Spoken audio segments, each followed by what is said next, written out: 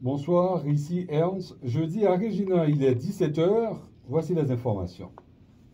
L'auteur-compositeur-interprète Francis Roy et Chen Fletcher sera en spectacle à la COP15 sur la biodiversité à Montréal ce soir. Il fait partie d'une programmation spéciale composée de 22 artistes venus de partout du Canada, proposés par le Centre national des arts, afin de présenter la scène musicale canadienne aux délégués internationaux. Pour Etienne Fletcher, il faut que les parties collaborent pour trouver une solution rapidement à la crise climatique. En retour, dans le sens qu'on a un déclin énorme de biodiversité sur la Terre et que là, c'est comme, écoutez, là, c'est pas des petites conversations, c'est pas être pris au léger, c'est pas une conversation légère. Et donc, écoute, on peut que souhaiter qu'il y ait de quoi qui se passe, puis j'espère que ça va avoir servi à quelque chose, cette COP15, parce que pour être honnête, ils en ont déjà fait.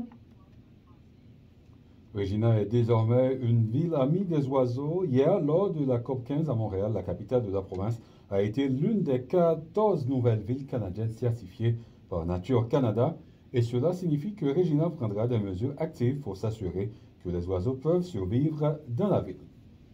Par ailleurs, différents groupes, dont des environnementalistes, ont fait part de leurs inquiétudes aujourd'hui au sujet du rythme des négociations à la COP15 qu'ils jugent trop lent. Le ministre canadien de l'Environnement, Steven Guilbeault, lui, se dit confiant que les pays participants arriveront à un accord. Le compte-rendu d'Éric Piouf.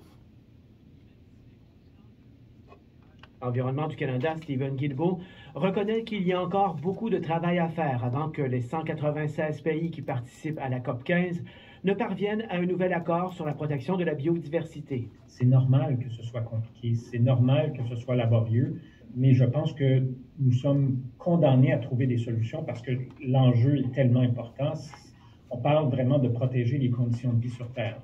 Alors moi, je suis confiant qu'on va y arriver. Différents groupes environnementalistes qui ont pris la parole à la COP15 sont toutefois inquiets à propos de la lenteur des négociations, comme Joseph Onoja, qui est biologiste et directeur général d'une fondation pour la conservation de la nature au Nigeria. Il dit que les négociateurs doivent accélérer la cadence des pourparlers et s'entendre sur des solutions concrètes qui peuvent être implantées immédiatement.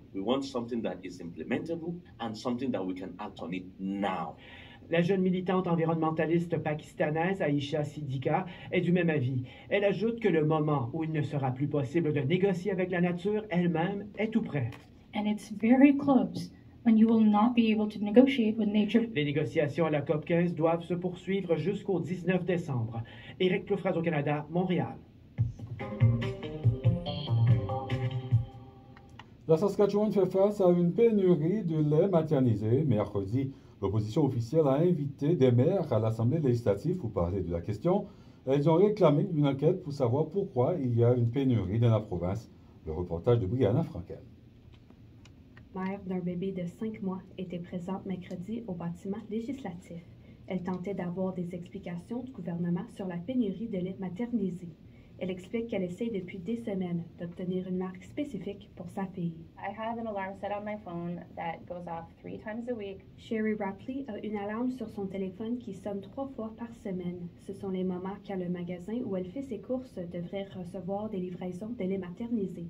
Et à chaque fois qu'elle appelle pour savoir si elle peut en acheter, la réponse est qu'il n'y a pas encore de stock disponible, et ceci depuis 3 semaines.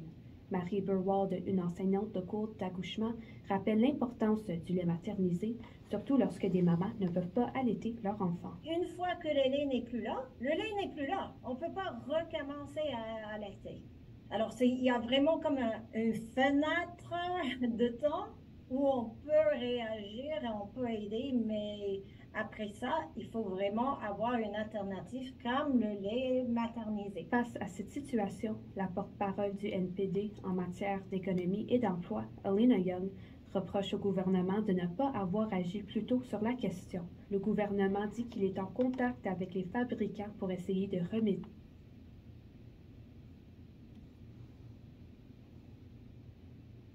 Et maintenant en sport.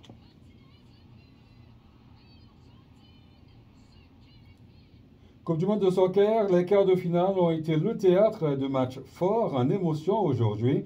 L'Argentine a réussi à vaincre les Pays-Bas lors des tirs au but, une défaite crève-cœur pour les Néerlandais qui avaient réussi à créer l'égalité lors du tout dernier jeu de la deuxième demi. Dans l'autre match de la journée, c'est donc la Croatie qui a causé toute une surprise en éliminant le Brésil, premier au classement mondial de la FIFA. Le brio du gardien croate a forcé là aussi la tenue d'une séance de tir de pénalité. Un poteau des Brésiliens a propulsé la Croatie en demi-finale. Demain, deux grands rivaux, la France et l'Angleterre, s'affrontent alors que les surprenants marocains, tombeurs de l'Espagne, vont se mesurer au Portugal dans les deux derniers matchs de quart de finale. Et c'est la fin de vos informations. Je vous retrouve demain dès 6 h pour l'actualité en matinée.